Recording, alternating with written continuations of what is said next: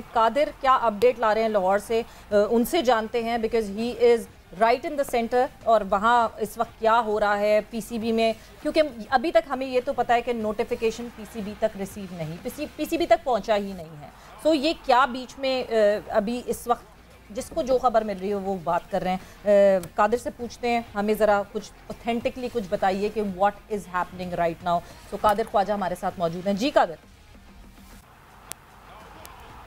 तो मेरा बिल्कुल आप ठीक कह रही हैं, अभी तक कोई पाकिस्तान क्रिकेट बोर्ड को नोटिफिकेशन मौसूल नहीं हुआ और पाकिस्तान क्रिकेट बोर्ड को चेयरमैन को हटाना इतना इजी नहीं है जितना लोग समझ रहे हैं। चेयरमैन पाकिस्तान क्रिकेट बोर्ड के हटाने का जो तरीकाकार है वो ये है कि आईसीसी मिनिस्ट्री जो है वो समरी अरसाल करती है, जो कि कर दी गई है। वज़ीर आज़म ने उसकी अप्रूवल भी दे दी है। साथ ही साथ वज़ीर आज़म ने वज़ारत कानून को भी इन्वॉल्व किया है अंदर, और उसके साथ इन्वॉल्वमेंट की वजह से ये है कि अगर पाकिस्तान क्रिकेट बोर्ड का जो आइन है 2014 का, जो पुराना आइन था जिसमें ज़का अशरफ और नजम सेठी की जब झगड़ा हुआ था मामले पर चेयरमैन की, जब सुप्रीम कोर्ट में मामला गया था और सुप्रीम कोर्ट के रिटायर्ड जजेस ने 2014 में ये आइन बनाया था, वो वाला आइन दोबारा बहाल करना है पाकिस्तान क्रिकेट बोर्ड के पैटर्न इन चीफ ने, और उसके लिए वजारत कानून से भी मुशावरत मांग ली है, लॉयर्स को भी इन्वॉल्व किया गया। ये कोई छोटा मसला नहीं है, ये बहुत बड़ा मसला है। और इसके साथ साथ अगर हम देखें कि chairman Pakistan cricket board Ramiz Raja जो है वो अगर खुद मुस्ताफी होते हैं तो फिर राहें हमवार हो जाएंगी नजम सेठी के लिए। अलबत्ता अब जो है वो समरी खास तौर पर ये अरसाल की गई है कि इसको आइन को जो है वो पहले चेंज किया जाएगा, फिर उसके बाद 2 नुमाइंदान अपॉइंट करेंगे, फिर उसके बाद जो है वो डिपार्टमेंटल क्रिकेट और जो बाकी जो है चीजें हैं वो बहाल हो जाएंगी। 2014 का आइन जो था उसको डिस्क्वालीफाई किया, नया आइन बनाया 2019 में, और उसके बाद जो है वो ये सब चीजें चलती भी आ रही थी। 2014 के आइन में ये था कि जो बोर्ड ऑफ गवर्नर्स थे वो उसमें 4 एसोसिएशन के मेंबर्स थे, फिर उसके बाद 4 डिपार्टमेंटल मेंबर्स थे, फिर एक आईपीसी का मेंबर था जो जिसके पास वोट ऑफ राइट नहीं था,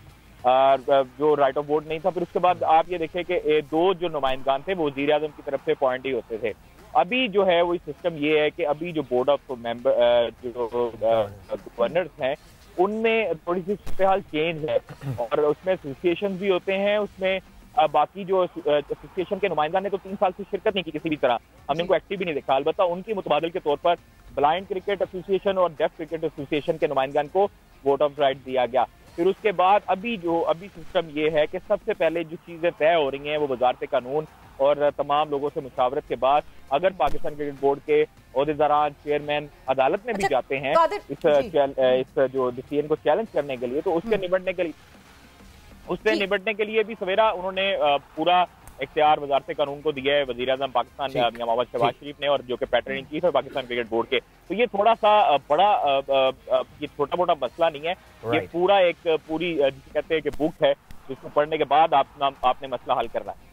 अच्छा कादिर, एक चीज़ जो मैं आपसे क्लैरिटी चाहती हूँ, ये तो हम बात कर रहे हैं कि हम 2014 का जो कॉन्स्टिट्यूशन है वो अप्लाई करें, उसके बाद ये सारी चीज़ें हों, विच मीन्स वो डिले आएगा, जाहिर सी बात है, वो अप्रूवल के लिए असेंबली में वो पूरा कॉन्स्टिट्यूशन जाएगा एंड देन वो अप्लाई होगा। बट 2019 के कॉन्स्टिट्यूशन की हम जब बात करते हैं तो 2019 के कॉन्स्टिट्यूशन में पेट्रन को ये राइट है कि उसने जिन 2 लोगों को नॉमिनेट किया बीओजी के लिए वो डीनोटिफाई कर दें, उनको डीनोटिफाई करके उनको स्टेप डाउन करवा दें, और दूसरे 2 जो